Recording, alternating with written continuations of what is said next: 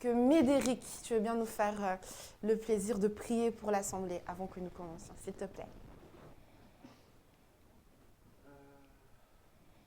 Seigneur Dieu Tout-Puissant, nous nous présentons devant toi aujourd'hui, en ce dimanche 16 février.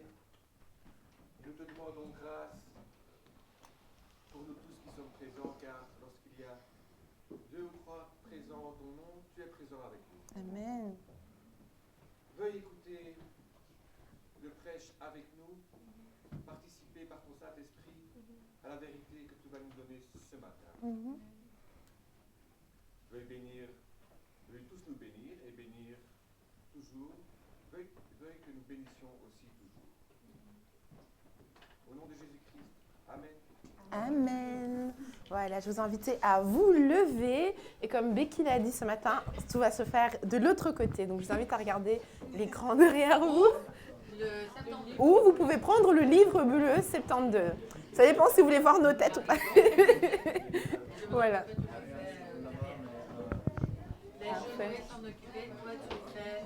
C'est cassé. C'est cassé pour aujourd'hui, mais ça ne va pas nous empêcher de louer. Voilà, amen. Première chanson, redites-moi l'histoire.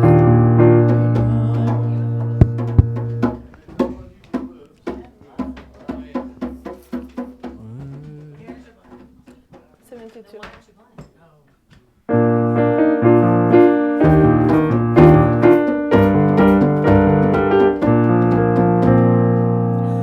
Redites-moi l'histoire de l'amour de Jésus. Parlez-moi de la gloire qui promet aux élus. J'ai besoin qu'on m'instruise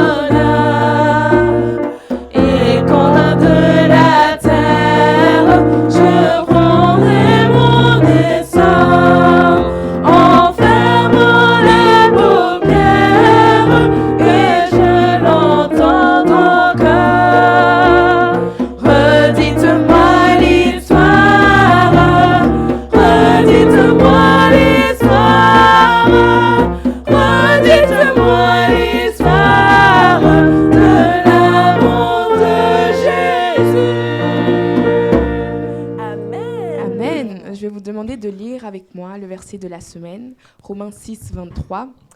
Car le salaire du péché, c'est la mort, mais le don de Dieu, c'est la vie éternelle par Jésus-Christ, notre Seigneur. Donc, Romains 6, 23. Car le salaire du péché, c'est la mort, mais le don de Dieu, c'est la vie éternelle par Jésus-Christ, notre Seigneur. Amen. Amen. Merci. Nous avons bien étudié cette semaine et nous allons chanter ensemble Lumière du monde.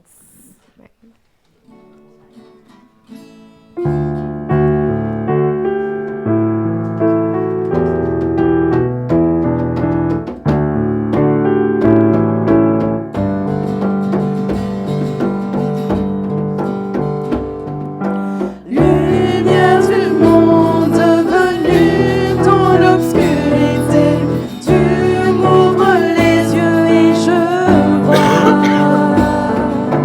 tant de beauté que mon cœur ému t'adore. Je sais que ma vie est en toi. Et me voici pour louer, me voici à tes pieds, me voici pour dire tu es mon Dieu. Car tout en toi est beauté, tout en toi est grandeur, tout en toi est merveilleux pour moi.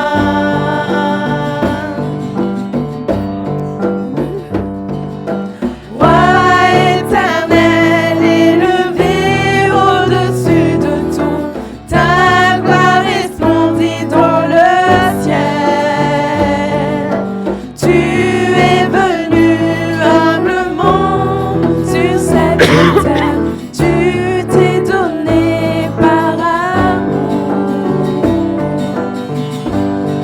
Et me voici pour louer, me voici à tes pieds, me voici pour dire tu es mon Dieu. Car tout en toi est beauté, tout en toi est grandeur, tout en toi est merveilleux pour moi.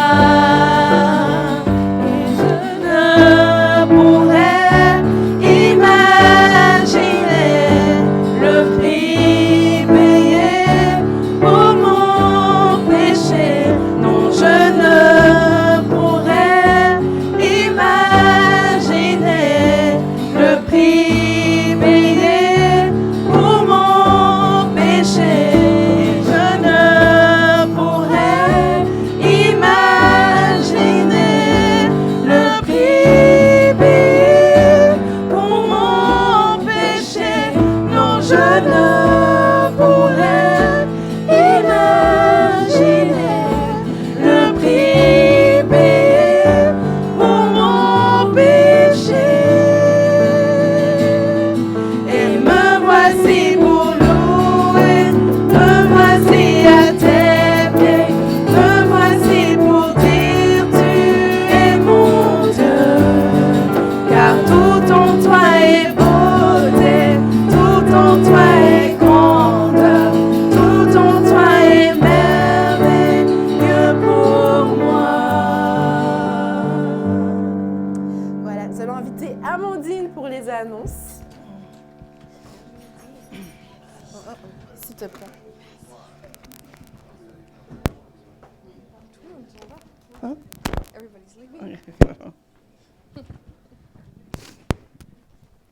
Ok, bonjour à tous, c'est le moment pour les annonces. Donc, comme d'habitude, on commence avec nos groupes de maison.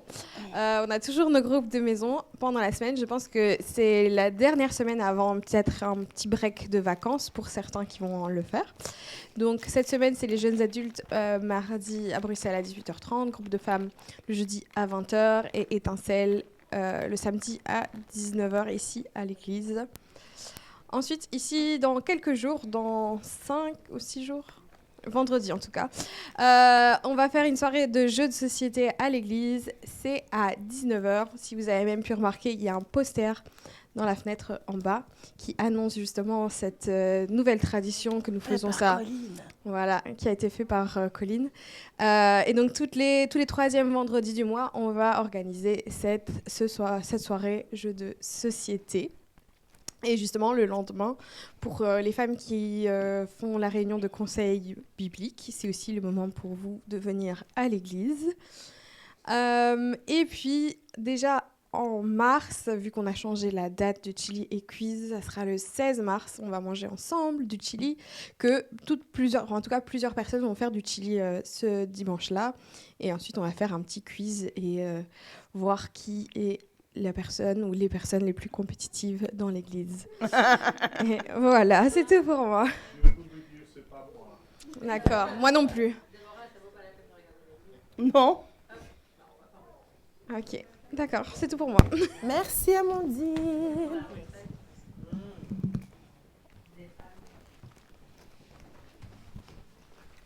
Voilà, nous allons chanter Mon encre et ma voile. Donc je vous invite à vous lever et à vous retourner pour chanter cette très très très belle chanson.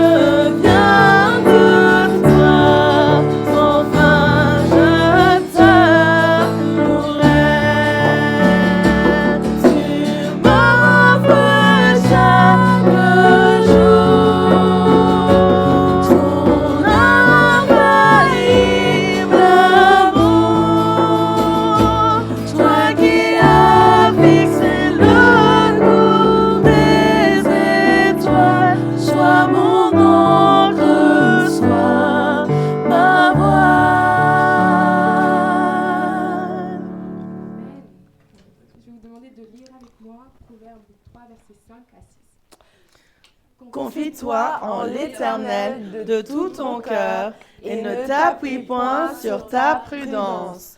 Considère-le dans toutes tes voies et il dirigera tes sentiers.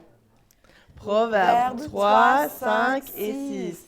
Confie-toi en l'Éternel de tout ton cœur et ne te... C'est Faïda qui est difficile là, les gars. Et là... Recommence. Relis le premier d'abord. Ok, je pense à un temps. Confie-toi en l'Éternel de tout ton cœur et ne t'appuie point sur ta prudence. Considère-le dans toutes tes voies et il dirigera tes sentiers. Confie-toi en l'Éternel de tout ton cœur et ne t'appuie point sur ta prudence. Considère-le dans toutes tes voies et il dirigera tes sentiers. On est prêt? Oui. Confie-toi en l'Éternel de tout ton cœur et ne t'appuie pas sur ta prudence. Considère-le dans toutes tes voies et il dirigera tes sentiers. Amen. Bravo, bravo. Proverbe 3, 5, 6. Amen. Alors, notre prochaine chanson, J'ai trouvé la paix profonde.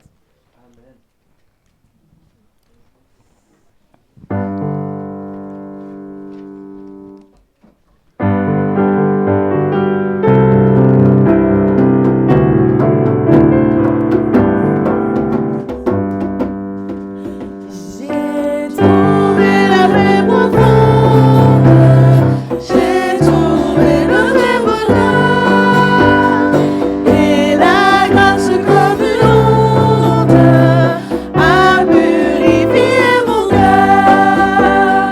À la source des eaux pures, j'ai brisé le plein pardon et de toutes mes blessures, j'ai reçu la guérison. J'aimerais te voir, mon frère, venir à ces vives eaux, jouir déjà sur la terre d'un ciel si parfait, si beau, pour trouver la paix profonde. Il te faut un cœur brisé, pour la grâce comme une onde. Il faut l'esprit affligé, pour puiser aux sources pures, pour avoir entier pardon. Prends la seule route sûre, au calvaire et ton enfant. J'aimerais te voir, mon frère, venir à ces vives eaux, jouir déjà sur la terre d'un ciel si parfait, si beau. Alors, nous allons nous incliner dans la prière. J'ai invité Pasteur Taylor à nous amener pendant ce temps. Notre Père Céleste, il est facile de commencer à prier comme ça, parce que tu es notre Dieu. Seigneur, nous voulons donner cette réunion à toi. Nous voulons que tu agis et que tu touches les cœurs, que tu tires les gens, que tu corriges nos pensées, nos sentiments. Seigneur, on voudrait abandonner nous-mêmes à toi pendant ces temps que nous sommes ensemble, ici, ensemble. Sois avec nous. Sois avec nous d'une façon vraie et qui touche nos sentiments. Parce que tu es notre Dieu. Tu es notre refuge. Tu es notre hauteur. Et il n'y a aucune place que nous pouvons trouver ce que nous avons en toi. Amen. Seigneur, je prie toutes ces choses dans le nom de ton Fils Jésus-Christ. Amen. Amen. Amen. Selon notre prochaine chanson, Notre Dieu. Quelle grâce nous avons de l'appeler Notre Dieu. Et c'est ce que nous allons chanter maintenant.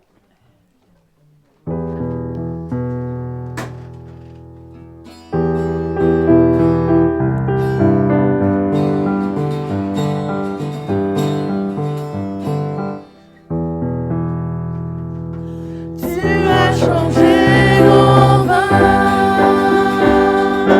ouvert les yeux par ta main, une n'est comme toi.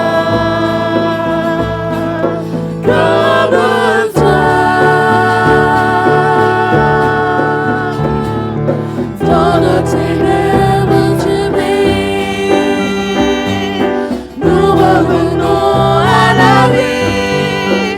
Nul n'est comme toi. Comme toi.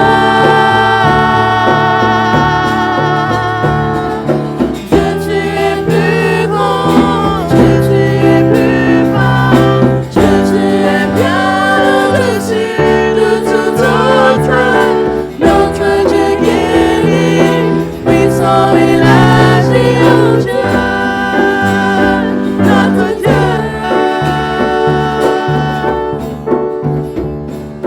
Tu as changé nos mains, ouvert les yeux par ta main. Nul n'est comme toi, comme toi.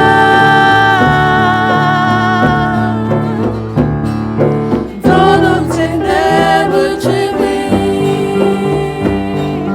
Nous revenons à la vie. Nul n'est comme toi. Comme toi.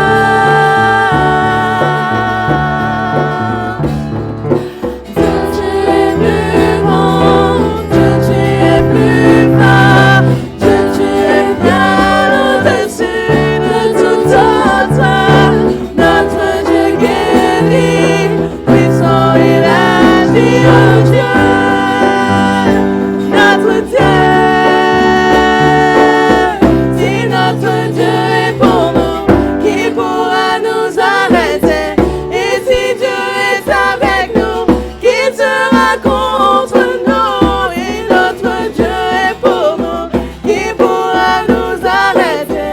Et si Dieu est avec nous, qui sera contre nous?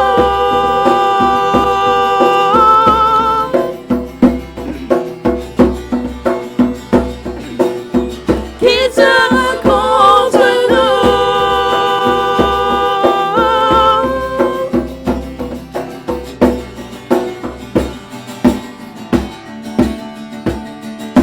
Dieu, tu es plus grand. Dieu, tu es plus fort. Dieu, tu es bien au-dessus de tout autre.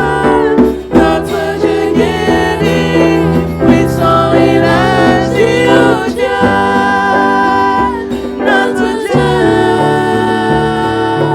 Dieu, tu es plus grand. Dieu, tu es plus fort. Dieu, tu es bien au-dessus de tout autre.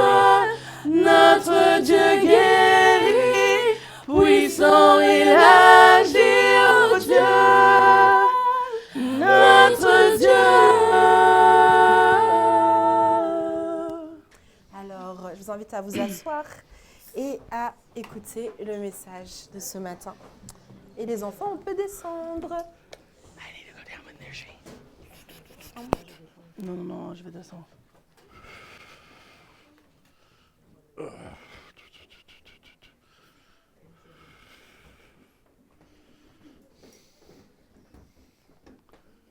Alors, on est content de vous voir aujourd'hui. Vous savez, quand je suis allé au lit hier soir, je regardais, il est en train de neiger. Et on a toujours une police ici que si il y a trop de neige, on ne fera pas la réunion ici, on fera dans la maison et tout ça. Et, mais quand je me levais ce matin, il n'était pas grave. Alors, j'ai dit, on va avoir une bonne journée à l'église, on va avoir un bon groupe. Et voilà, vous êtes là. On est, on commence aujourd'hui. On commence aujourd'hui une histoire, une aventure, si vous voulez. Premier épître de Thessaloniciens. Et on va, comme je dis, commencer avec une épître que j'aime. Nous allons parler de, pendant cette étude, le retour de Christ. Il y a toujours beaucoup de questions. Comment ça allait? Qu'est-ce qui va arriver? Est-ce qu'on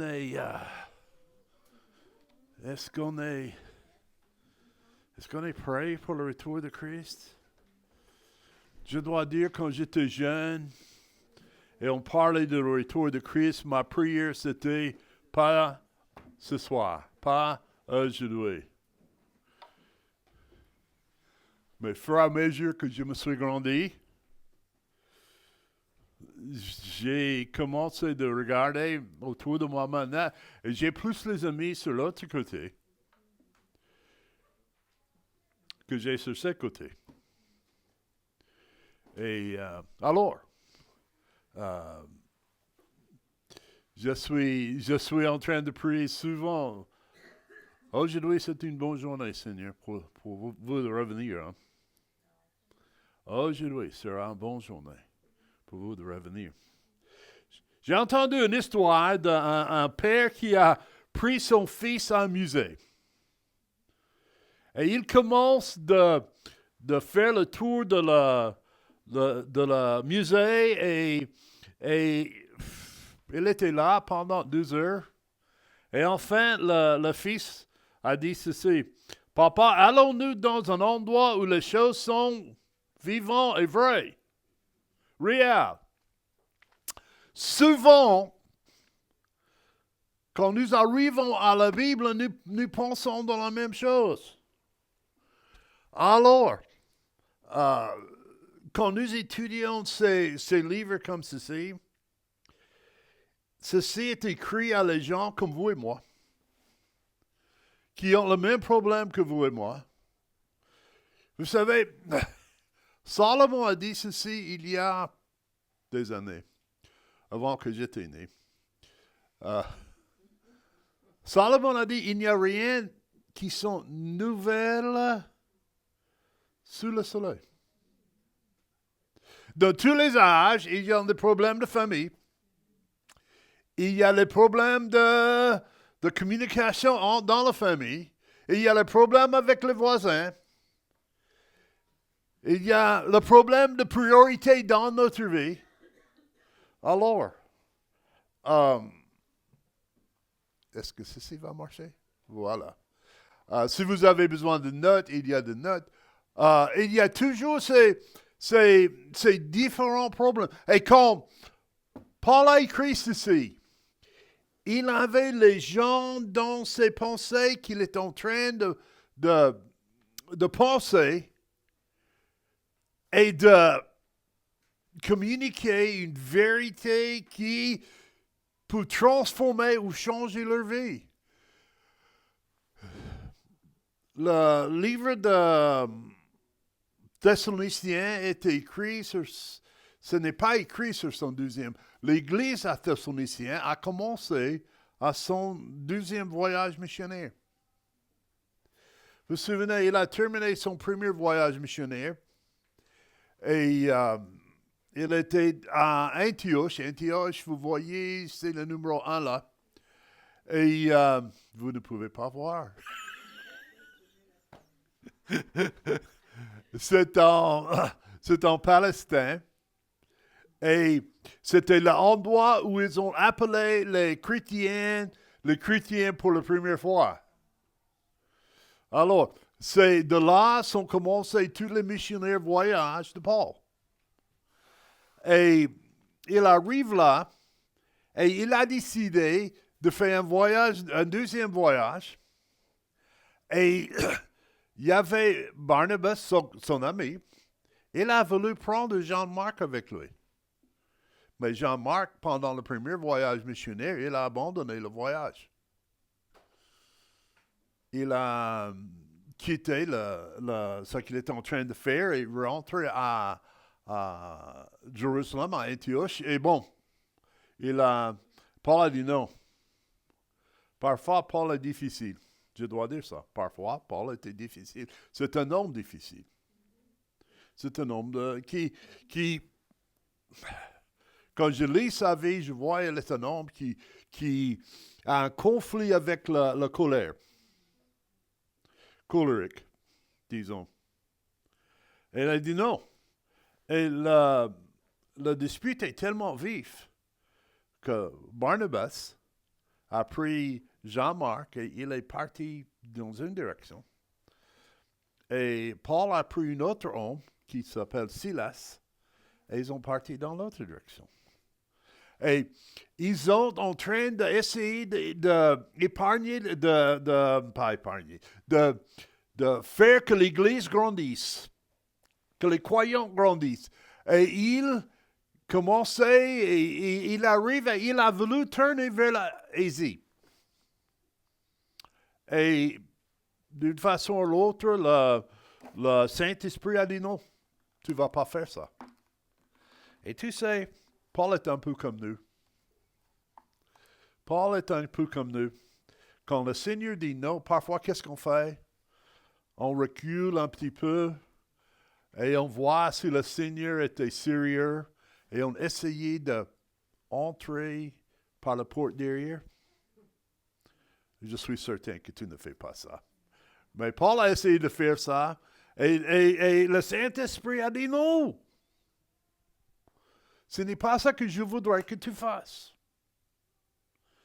Et pendant qu'ils sont dans une ville appelée Troas, et Troas, il reçoit une vision d'un homme de Macédoine. La chose que je dois... comment on savait qu'il vient de Macédoine? Peut-être il porte une placard qui dit Macédoine. Je ne sais pas. Et il dit, mais son message n'était pas un blague. Son message, c'est, viens nous aider. Viens nous aider. Et directement, Paul se levait et il est allé à une ville appelée Philippe. D'où vient les Philippiens. Et il est là, et vous savez, la ville est tellement anti-juif, tellement anti le Christ et tout ça, il n'y avait pas une synagogue. Un synagogue, ça arrive quand il y a 10 hommes juifs dans la ville. Il n'y avait pas. Alors, Paul commence son église là en visitant la rivière. Et là, il a trouvé une femme et Lydia qui a cru et puis il y avait quelques autres et d'une façon ou l'autre, Paul était jeté en prison. Et pas simplement en prison, mais la Bible dit qu'il est jeté dans l'intérieur, dans les chaînes et tout ça. Et bon, je dois dire ceci. Si Dieu m'a envoyé quelque part, je dois dire, si je descends de l'avion ici en Belgique, et je suis là quelques jours, et je suis jeté en prison, mais pas simplement en prison, dans la prison intérieure, j'ai commencé à demander à Dieu, est-ce que tu sais ce que tu fais? Je suis certain que tu as fait ça de temps en temps. Les choses arrivent, il y a les circonstances, et on ne comprend pas, et qu'est-ce qu'on fait? Dieu, pourquoi je suis ici? Pourquoi ceci est arrivé à moi? Je suis en train de suivre tes directions. Je suis en prison. Alors,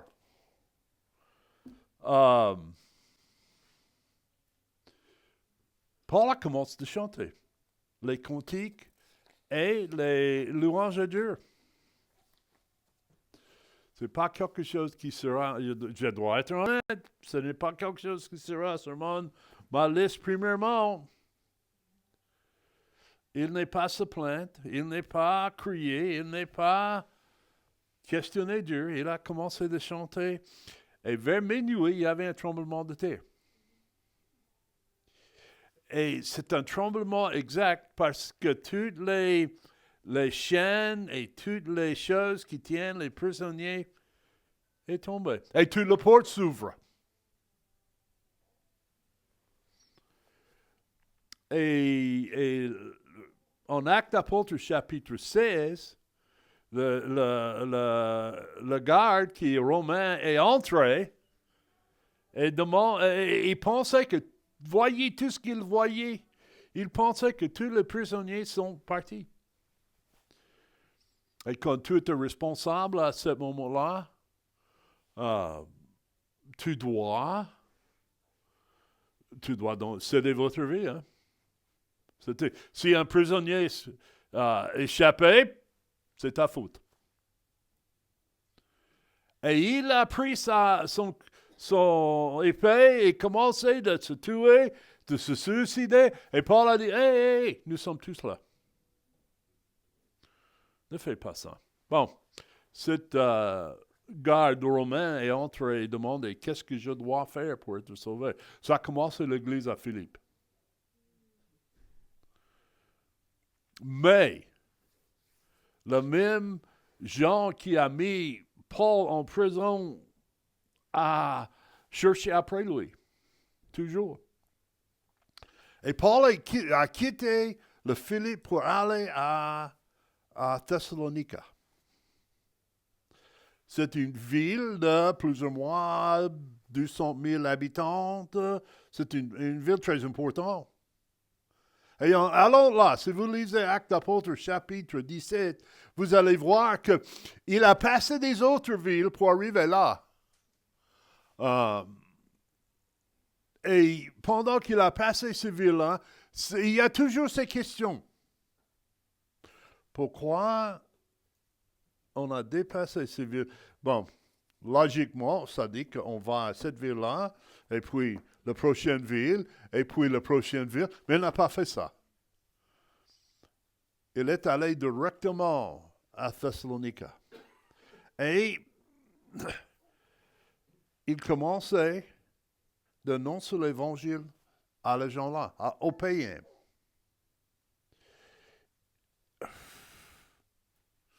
Paul était choisi par Dieu de prêcher l'évangile aux gens aux les gens qui sont non-juifs. En fait, même aujourd'hui, il est connu comme l'apôtre aux païens. Mais il commence toujours à la synagogue. Et vous savez, dans la synagogue, il y avait toujours des gens qui ne sont pas juifs qui viennent. C'est les gens qui craignent Dieu. Et Paul annonce l'évangile à ces gens-là, et ils commencent à le suivre, commencent à croire. Et la Bible dit que Paul était là dans cette ville que 3 semaines. Il a prêché dans la synagogue que 3 semaines. Je ne sais pas s'il est allé ailleurs et prêcher l'évangile, mais dans la synagogue, c'est 3 semaines. Et puis, il est chassé de cette ville-là. Mais il a laissé assez de noyaux. Il a laissé assez de noyaux que l'église à Thessalonique est plantée. Alors, dans cette... si vous lisez Actes d'Apôtres chapitre 17, vous allez voir que Paul a commencé d'annoncer, mais pas comme il fait avec les Juifs. Il commençait de parler de la création du monde, et puis il arrive à la naissance de Jésus-Christ, et puis à la résurrection de Jésus-Christ, et ça, c'est ça que les gens croient. Paul utiliser la parole de Dieu, de proclamer le message de Dieu. Alors, quand il est là, après le temps qu'il était là, il est allé à Athènes. Athènes, c'est une grande ville, elle était là assez longue, qu'il commence de s'inquiéter pour les gens de Thessalonique. Alors, il a envoyé Timothée pour voir comment voir ces gens. Et Timothée est revenu et dit, il y a certaines choses qui a besoin d'être corrigées. Et il y a certaines choses qui vous avez besoin d'adresser. Alors, Paul a écrit une lettre. Ça, c'est le premier épître de Thessaloniciens que nous allons étudier dans les prochaines quelques semaines. Et dans cette, comme je dis, il est un livre qui parle de la même sorte de vie que nous vivons. Vous savez, la Bible, c'est un livre qui est vivant. En fait, Paul a dit, la parole de Dieu est vivante et efficace en toutes sortes de choses. Et nous avons besoin, pas simplement de regarder comme les anciennes histoires, mais nous avons besoin de voir comment ces gens-là sont répondus à le message de la parole de Dieu dans leur vie. Soit Dieu est puissant et peut faire ce que la Bible nous dit, soit il ne peut pas. Si Dieu est vrai, et le message de Dieu est vrai, nous avons besoin de prendre ça et appliquer ça à notre vie. Alors, une des leçons que nous apprenons à propos de ce que Paul a fait à Thessalonique, c'est que Dieu utilisait les gens. Il n'a pas envoyé les anges.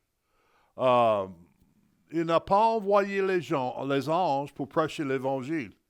Il a utilisé les personnes pour prêcher l'évangile. Qu'est-ce que ça nous dit? Ça nous dit, si nous avons les amis qui ont besoin d'entendre l'évangile, Dieu ne va pas envoyer les anges pour les toucher. Qu'est-ce que Dieu va faire? Dieu va utiliser les personnes. Probablement, si vous êtes dans leur vie et vous êtes un enfant de Dieu, c'est parce que Dieu voudrait que vous ayez un impact, que Dieu voudrait que vous portez son message à ces personnes. J'ai entendu une statistique qui dit 90% de personnes qui sont dans l'Église viennent à cause de l'interaction personnelle. À cause du fait qu'une personne a invité une autre personne. Alors, ça dit que Dieu utilisait les hommes. Si vous l'utilisez, ou les femmes. J'ai utilisé les hommes général comme ça. Dieu utilisait les hommes et les femmes pour porter son message. En fait, quand Jésus est parti, qu'est-ce qu'il a dit? Il a regardé ses disciples et dit, tu seras mes témoins, Judée, Jérusalem, Judée, Samarie, jusqu'à l'extrémité de la terre. Alors, notre travail, c'est, on a besoin des gens de partager l'évangile de Dieu avec des autres. Mais comment on va faire ça? Il y a certaines choses qui viennent parce que nous voulons parler avec des autres. Comme, je vais utiliser ceci, comme comme exemple, d'accord? Il y avait un homme est venu à mon école quand j'étais à la secondaire. Et il a parlé de le danger de fumer. OK? Le danger de fumer. Tout le monde est avec moi?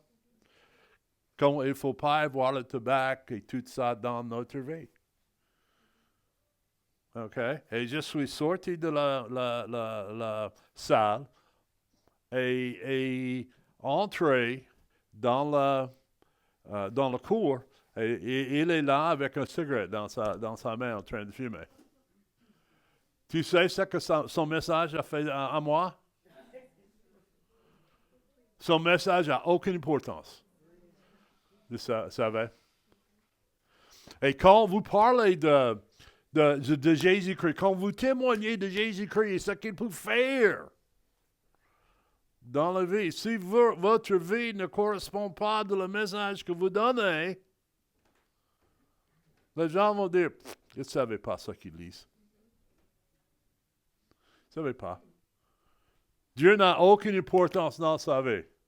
Alors, nous devons avoir une vie dévouée qui obéit la directive de Dieu. Deuxième chose, l'Évangile est toujours la puissance de Dieu pour le salut. L'Évangile de Dieu est toujours la puissance de Dieu pour le salut. Je dis ceci quand j'ai enseigné à l'Institut biblique ici, que nous étions essayé de commencer il y a quelques années. J'ai dit, c'est quand vous parlez de Dieu, n'utilisez pas votre logique. Utilisez la logique de la parole de Dieu. Parce que l'Évangile, la bonne nouvelle, la parole de Dieu et la puissance de Dieu pour le salut. Et la troisième chose, c'est que il y a toujours l'opposition. Il y a toujours l'opposition.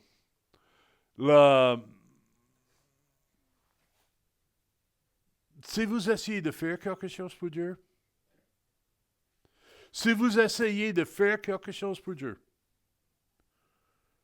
on va avoir l'opposition. On va avoir les obstacles. Je vous encourage de lire votre Bible, d'avoir un culte personnel et de prendre le temps de passer avec Dieu. Et vous savez, il y avait des gens qui disent, on va faire ça. Je vais avoir une étude biblique chez moi, personnelle, tous les jours. Et la première semaine, ça va, pas de problème. Mais la deuxième semaine, vous asseyez avec votre Bible, quelque part, au table ou dans le salon, et le téléphone sonne. C'est quelqu'un que vous n'avez pas entendu ou vous n'avez pas parlé depuis 70 ans. Non, pas vraiment 70 ans, mais pour des années. Vous dites, mais pourquoi tu me téléphones maintenant? Vous ne demandez pas ça autrefois, mais dans vos pensées, pourquoi tu me téléphones maintenant? Et c'est qu'il y a toujours l'opposition. Il y a toujours un obstacle. Il y a toujours... Satan ne veut pas que vous grandissiez dans la foi. Satan ne veut pas que vous suivez les instructions de Dieu. Et quand Paul est arrivé à Thessalonique parce que il y avait les gens qui opposent ce qu'il fait et persécutent assez sévèrement l'Église que il devait quitter la ville et arrive à Thessalonique. Alors, et il est là Si vous lisez Actes d'Apôtres, chapitre 17, il est là que quelques semaines et il devait quitter là pour aller à Athènes. Et il semble que son voyage est assez difficile. Qu'il devait croire que pourquoi j'ai fait ça que j'ai fait? Pourquoi je suis ici? Mais il a appris une chose. Son message, son ministère, la raison qu'il fait ce qu'il fait, ce n'est pas à cause de lui-même. Ce n'est pas au sujet de lui. Ce n'est pas à propos de lui. C'est Dieu. Et l'opposition qu'il a, ce n'est pas, je ne veux pas dire que ce n'est pas personnel, parce que c'était personnel pour lui, mais c'est parce qu'il est en train de prêcher à propos de Dieu et ce que Dieu peut faire dans leur vie. Il commençait, et il y a les gens qui ont cru. Et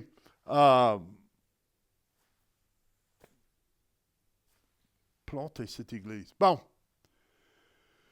Qu'est-ce qu'il y a des autres choses?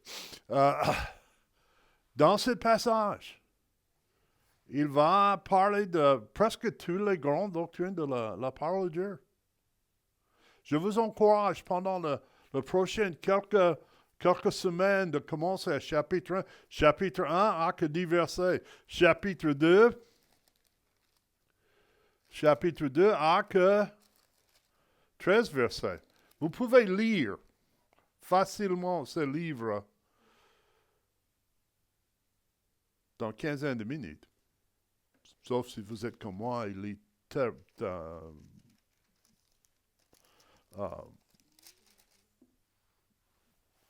lentement. Quel est le message que nous allons entendre? Nous allons entendre que Jésus reviendra. Soyez prêts. Nous allons entendre la nécessité de vivre avec foi. Et que notre foi soit fondamentale. Nous allons entendre que la résurrection doit impacter notre vie. Nous allons entendre que la nécessité d'avoir la sainteté pratique.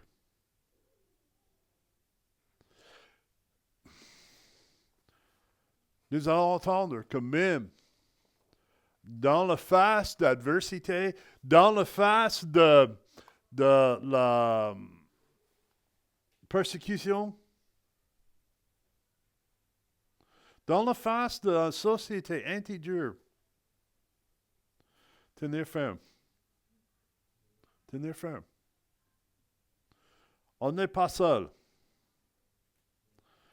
On n'est pas seul. Dieu est toujours avec nous. Alors, comme je dis, on commence une grande aventure dans les prochaines quelques semaines, quand nous allons voir comment Dieu a utilisé et travaillé dans cette Église. Et comment ça peut toucher notre vie. Alors, c'est une grande aventure. On va prier.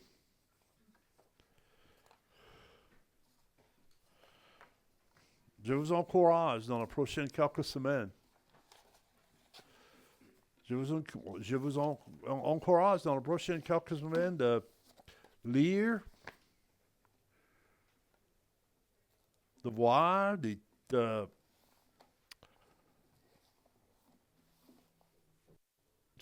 voir ce que Dieu va vous dire. Parce que je suis certain, Dieu va vous parler à travers ce livre, à votre cœur. Que Dieu peut changer votre vie si vous laissez faire. Si Dieu peut travailler dans votre vie. Ça, c'est la question. Est-ce que vous êtes prêts? Est-ce que vous êtes prêts pour Dieu d'agir en vous?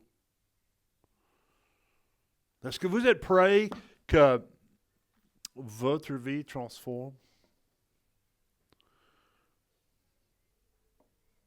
Il y a un passage à Apocalypse chapitre 3, verset 20, qui dit, voici, je me tiens à la porte et je toque.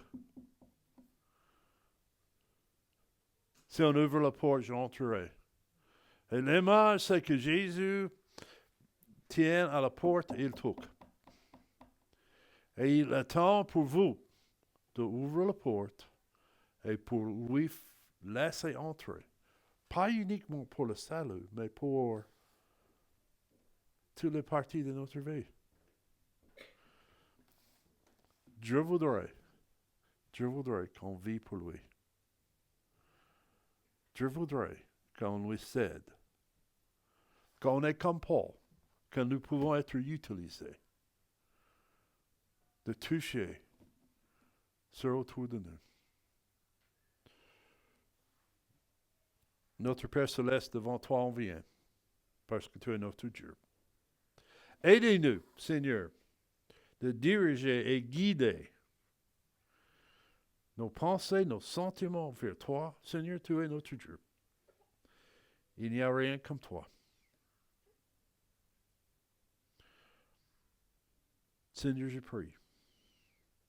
prie que nos cœurs soient prêts de te suivre en toutes choses. Et Seigneur, nous prions qu'on est prêt de suivre ta direction. On prie ces choses dans ton Fils Jésus-Christ. Amen.